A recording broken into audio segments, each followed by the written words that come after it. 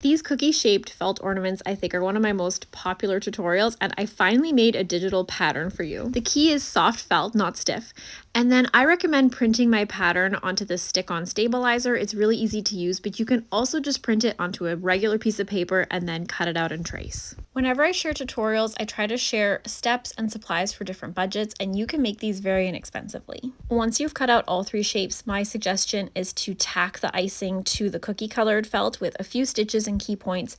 This way it won't slide around and become off-centered while you're stitching. Then continue stitching all the way around the icing colored felt, securing it to the cookie colored felt. This isn't load-bearing stitching, you just don't want the edges of the felt to curl up in storage. These are so cute, you're going to want to keep them forever. Now, if you did the stitching with a beading needle, you could actually just tie off your thread and then continue beading. That's what I do because I don't like switching. But if you'd prefer to sew with a hand sewing needle, at this point you can just tie off the thread, and then you can bury the thread by pushing the needle in between the layers of the felt and trimming. And this is what it'll look like. I've been thrifting vintage thread for the aesthetic of the wooden spools, but if you're buying thread, I recommend hand quilting thread. It works really well for stitching on beads. It's really versatile. Technically, beading should be done with a nylon beading thread, but I personally don't like to use it. I have a very beginner-friendly guide to stitching on beads and sequins in another video that you can check out. I recommend stitching through bugle beads twice. This way they're more secure, and then also you can use any thread you like. I've been beading for years and everyone finds their own way. This is what it'll look like when you're done. You can add as many or as few beads as you would like, and now it's time to stitch together the 2 layers of felt. I also have a detailed tutorial on how to do a blanket stitch, but I'll show you here as well.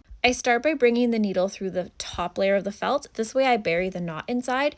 Then I bring the needle through both layers of felt from the back, and then you see I create a little loop and I push the needle through that. A few millimeters over from where you anchored the thread, bring the needle up through the back of both layers of felt and then push it through the loop. I'm left-handed, but I had my mom film for my blanket stitch tutorial as a right-handed person, so I have both POVs for you. Then just continue with this stitch all the way around the ornament. I like to stitch the areas I think will be the hardest to stuff first. The blanket stitch does a really nice job of securing the edges, which is perfect because we're going to be adding some batting. If you start to run out of thread, leave yourself a few inches so that you still have enough thread to be able to knot it off at the back of the ornament.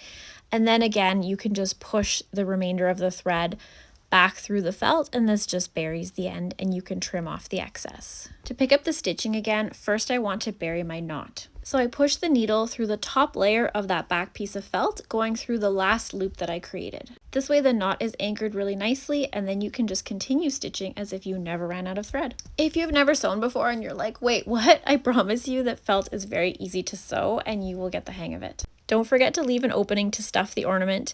You can grab polyfill or felt scraps. You can even upcycle an old pillow or plush toy. You just want to give it a little bit of shape and then a little bit of weight. I finally invested in a stuffing tool that makes this so much easier. You don't need one. Even a pen with a cap on it will help to just push the stuffing into the ornament. But I do find that this stuffing tool is handy for some of the more complicated shapes that I've done, like my felt animal ornaments. At this point, I stuff it maybe 80% of the way, and then I continue sewing, and then I stuff as I sew.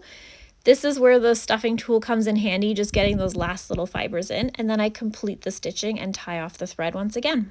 My pattern set includes instructions, supply list, and then patterns for all 3 shapes. Let me know which one is your favorite.